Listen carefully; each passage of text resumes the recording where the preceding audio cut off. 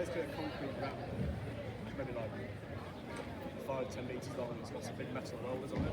Because as I said, the river's split into 2 levels. So if you want to punt south out of the city, you have to get out the boat, up the ramp, onto the highest stretch of it. Oh, okay. And then you can head down a good few miles, so you go out to a village called Grantchester. But from there, I've never been beyond Grantchester because it is a few miles away, so it would take me maybe an hour and a half at least to get down there. Yeah. You've never punted before, people go to Grantchester and go all day. Beyond the village of Grantchester, the river starts getting quite narrow, so I don't know how much further you can actually go, but I've never been there. So do you ever hear somebody phoning 999 and saying, help, I'm stuck? You do occasionally get people like ringing up the companies saying, I can't get back, because as you go down to Grantchester, the river gets deeper and the surface also gets a lot softer. So some parts you can't touch the bottom at all. Oh, And in other parts where you can touch the bottom, the pole just sinks into the mud. Yeah.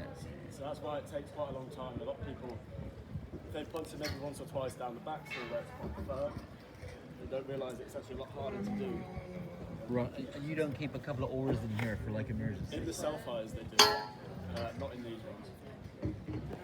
Okay, The thing is, if you drop your pole here, so it does happen, if your pole gets stuck, you're much better off just dropping it because they float, and someone behind you will pick it up. Okay. Because if your pole gets stuck and you hold onto it, the boat keeps moving and it will pull you off the back. So normally someone coming behind you will just pick it up. But yeah, all the self-fires have a paddle in them. Partly in case people are struggling, but also if they drop their pole. This is the point, this is the bridge that people were jumping off there and then they were swimming over there.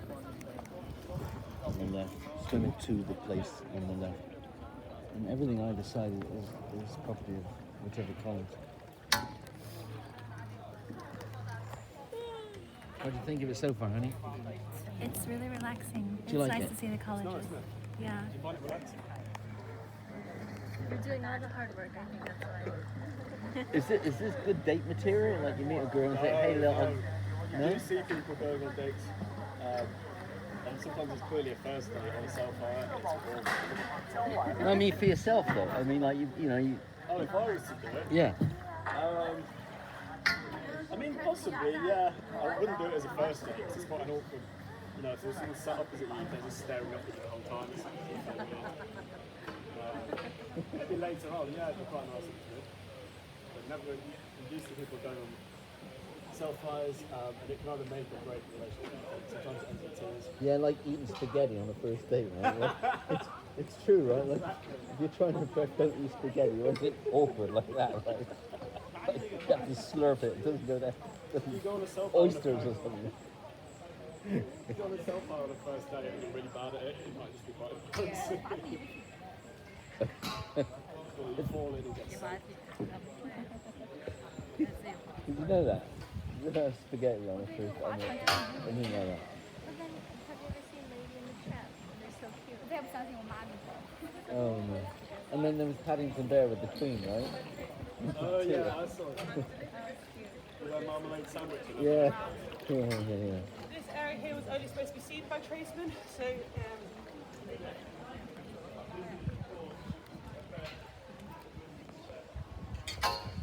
I'm doing my best not to aim this iPad directly ahead of me because there's 3 girls sat opposite us, all of whom have short dresses on, and I think they're trying their best to be discreet. So I'm avoiding aiming this iPad in their direction just in case they think I'm some sort of pervert or something. Yeah, no, nice. Then any other birthday plans so far then? Or?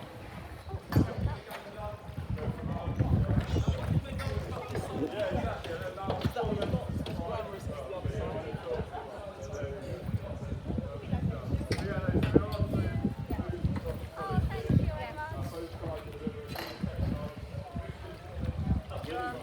Hidden photos now. Oh, just this side. Honey. Oh, us too. Oh.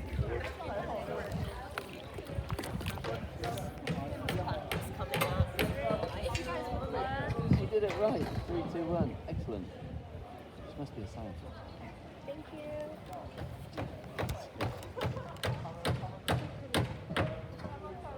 Oh, right. Oh, who? Oh, I thought you meant. Oh.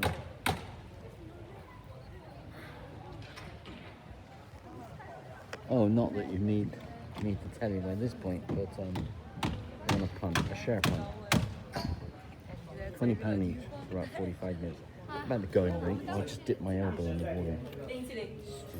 可以，我同意。 Yeah, I mean, you can do it yourself, right? You can punt them yourself, which may or may not be a good idea, depending on your experience and falling in and knowing. Well, you can't really you just follow all the others. But I just wanted to, learn a little bit about the colours. So like this fella coming up on the left.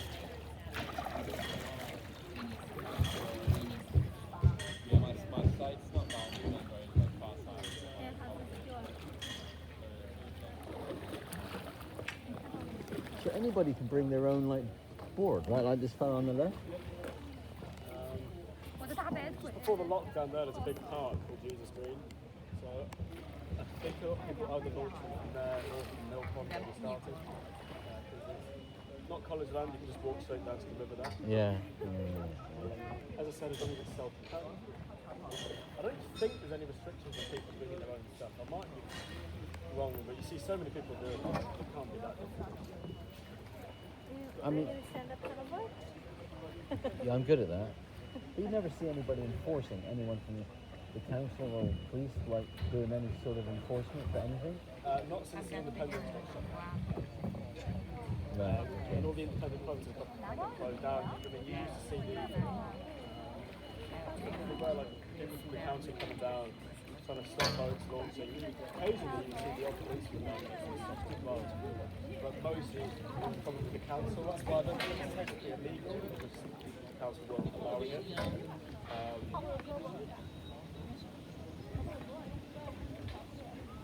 And you never hear of people like yourself that maybe got a bit bevied up and that thing, right? People drink on it all the time, yeah. But oh dear. The biggest problem is particularly on Saturdays, you get a lot of people private boats. They will rent out private boats, so basically just put them off the one river. They're not interested in learning anything. No, right. Because they're chatting amongst themselves, it's fair enough. But the later in the day that they come, the worse it is. Because they've been drinking all day. Yeah, especially Quite loud and quite... Oh, gotta tell you, on the right. Those tents and whatnot, they're getting ready for the May balls. Which Current today, when the wind blows, because they've got flat bottoms on these boats, they can't tip over, but the downside is when the wind blows, they just drift across the top of the water really easy. So it doesn't take much of a breeze to really affect So the May balls, they used to be held in May until some time ago. Yes, And then I don't actually know when that sort of switched. They're very big events. Trinity College, which is up here to our left, is the richest and the biggest of all the colleges. They put on a fireworks display just on the grass to the left-hand side. And the ball is held over on the right. People gather on this sort of lawn here, just on the right-hand side, and watch them over the river. Yeah. The fireworks alone cost several £100,000. Is that electric? An electric fence? No, I don't think so. That would be a little bit too far. I mean, it looks like it, doesn't it? But I don't think it You could still moor up to it. I mean, if anything, that makes it easier for people to moor. Yeah. Because, think about it.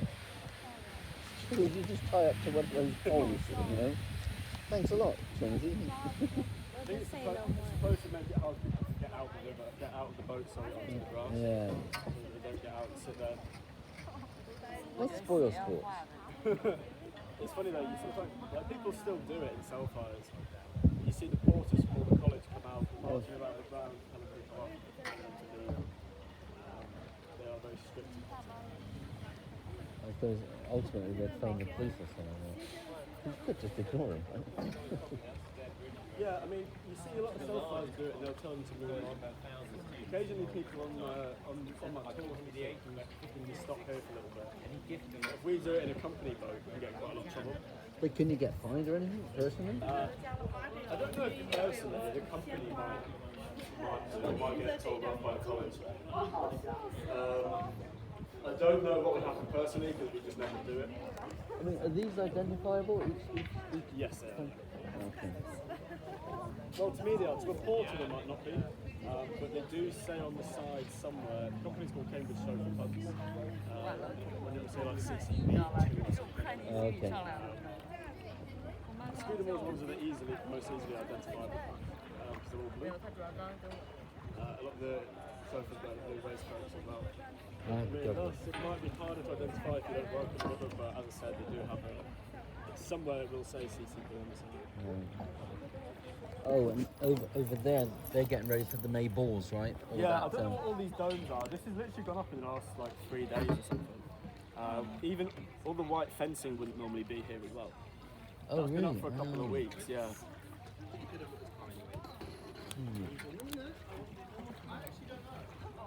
So I don't know what those domes are for. You see them in London, and they're just places for people to, they set up tables inside. Yeah. There's chairs just in people there. to You can see the just chairs. eat, But it must get. Can you imagine if the weather stays like this, right? It'll be Yeah, so well, hot in there. it does start in the evening. I think so. Trinity's is on Monday. I think it is supposed to go down sort of 20 degrees during the day, so it will be cooler. Wow. And this is always at because some colleges they're still open now for students, I suppose, maybe, or Yeah, they all closed. students are still living in the colleges at the minute. Oh, I've got sun cream in my eyes. Oh, that stings, yeah. Up to our left, these red brick buildings. Trinity Hall is the third oldest college, founded in 1350. It was founded as a law school by Bishop William Baker in St. Norwich. These days, the colleges do not specialise in one particular subject. They're described as houses, it's much more to do with where the students live. They are not directly related to the subject. So in theory, you could take any of the courses offered by the university and be part of any of the colleges. There will be a couple of exceptions. For example, there are 2 colleges that are only open to postgraduate students. So obviously if you're doing an undergrad course, you can't be part of that college. Right. Generally speaking, it's much more. The college is basically the community that you live in. You live in your college's accommodation, you eat in your college sort of dining hall. You might play for your college sports team, go to a college May ball, social events and things. But when you have a lecture, you tend to leave your college. You go to the department building for your subject and sit alongside students from all the different colleges who are on the same degree. And I'm just wondering about the boat race, right? Yep. Because the rowers from the boat race could come from any of the colleges then. Yep. So there must be like trials in the months beforehand and everything like that? Yeah, so pretty much all the colleges have a boat, a rowing squad or a rowing team. The university also, there's kind of like 2 different tiers, I guess. If you can play a sport for your college, it tends to be within the university, normally at lower levels. If you play, there are also university teams which pluck the best rowers or footballers from all the colleges to represent the whole university. Right. So yeah, the boat race is an interesting one. Tends to be, it's not like you've got loads of undergrad students, it tends to be mostly postgraduates, so a fair bit older. A lot of them will have competed at a very high level as well. So I think it was last year or the year before you had the former Olympian James Crackman who did a masters at one of my colleges. Oh, really? Oh, okay. Because he was former Olympian, he just slotted straight into the Cambridge team. Yeah. Did one boat race, won, and then left it. But it was quite funny, so normally it's held on the 10th. I think it was last year. They didn't want to hold it on the Thames because they were worried about crowds gathering. Yeah. So they had to find somewhere outside of London that was suitable. So you need to find a stretch of river that is both long enough and wide enough to hold boat race. One of the very few places available is on the River Grey Ooze, which is just north towards Ely. So they held it there, not in London. Coincidentally, it's exactly the same stretch of river where the Cambridge squad practiced twice a week. So they had a massive home advantage. Yeah. It's only like a 20 minute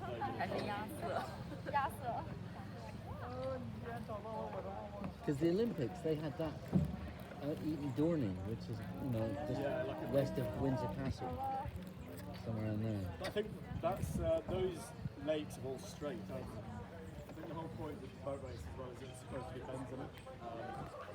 Much more, rather than just a sprint, it's sort of manage the bends and so on. Okay, that's the it's King's College Chapel there. Yeah, a lot of nepotism. You do have to start spires there. And the college,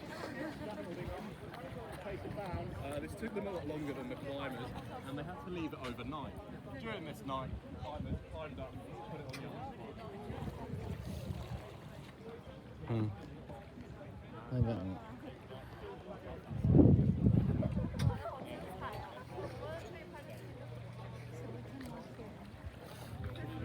I don't think. No, this footpath on the left, that's not open to the public, is it? It is, but you have to pay to go into the grounds of Kings. So if you pay to go into Kings, it gets you access to that bridge in front of you, the grounds either side, and built sort of into the chapel. Okay. So it's one of the few parts of the river where you can actually walk down along the banks, but you do have to pay to go. Any idea what it costs? It's about £10 a person. Yeah, somewhere around there.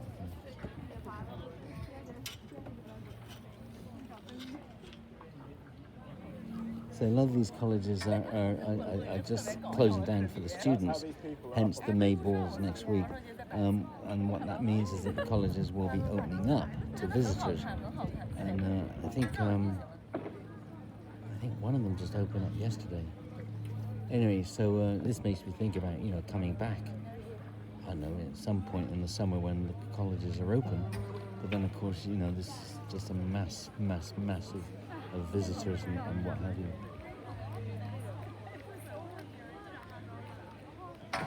We went to Emmanuel yesterday. Has that open?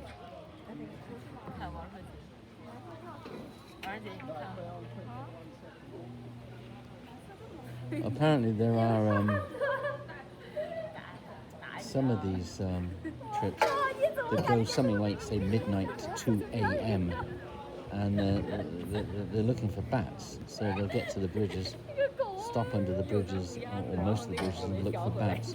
I'm not sure how official that is. I've heard about it, so I don't know if that's just a bunch of people doing their own thing, or whether that's something that one can actually, you know, find and book.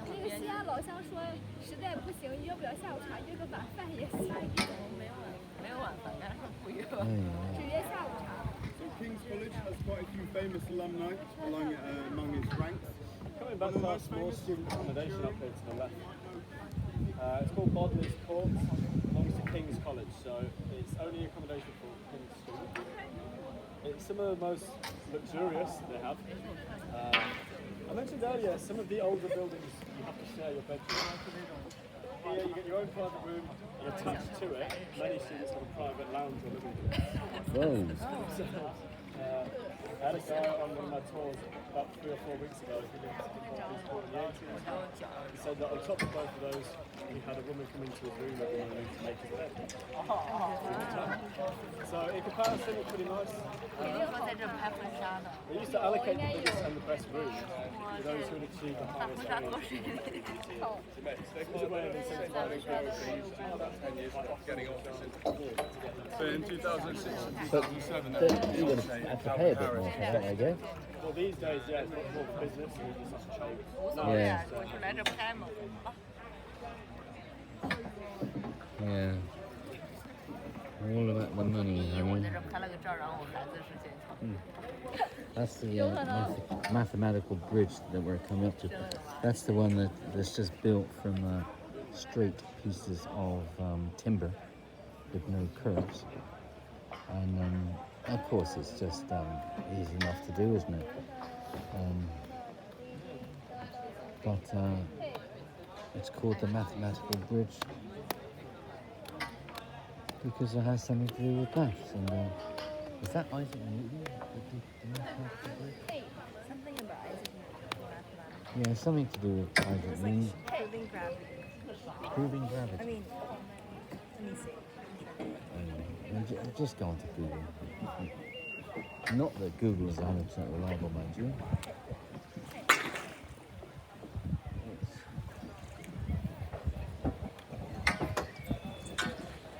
GCP3. And if you ever do this,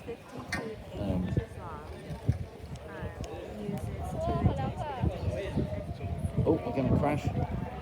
Yeah, baby. Oh, he went backwards. Oh, he's gonna crash into the other one, the other side. Which way is this dude going? And if you do this yourself, you got to stay on the right. You know, that's one of these maritime rules. If you're ever like on anything, you know, cruise ship, you know, rowing boat, anything, right? You stick to the right. If you're on a collision course or something, you both go right. Just in case, you never know. You might be, you know, steering a cruise ship one day. Apparently the steering wheels are really, really tiny. Apparently. One thing to point out to you is the wooden bridge in front of us here. It's got a mathematical calculation. Originally designed in 1749 by an old student of Sir Isaac Newton called William Careful, I'm a professional. Fingers in. The original, I'm afraid. It's what we call 1905. Why didn't we get one of them? Why didn't we get a chauffeur? I don't know. Well, I don't know about you. Might want to rethink that, ladies. Well, that wasn't my doing. I'm videoing this one. So this is not the original above us. No, 1905 is Well, how about that? You didn't know that, did you? What happened to the original? I'd imagine wooden bridges over water. There it is. Based on exactly the same design, however, and despite how the bridge appears to curve and arch over the river, it is made up of entirely structures. 感觉那些人像做什么大工程了。这船可能要划一天，我感觉特别多的衣服。蛮好看，有蒿子吗？啊？拿桨划的还是拿蒿子划的？桨。好像桨可累了。我听说要桨。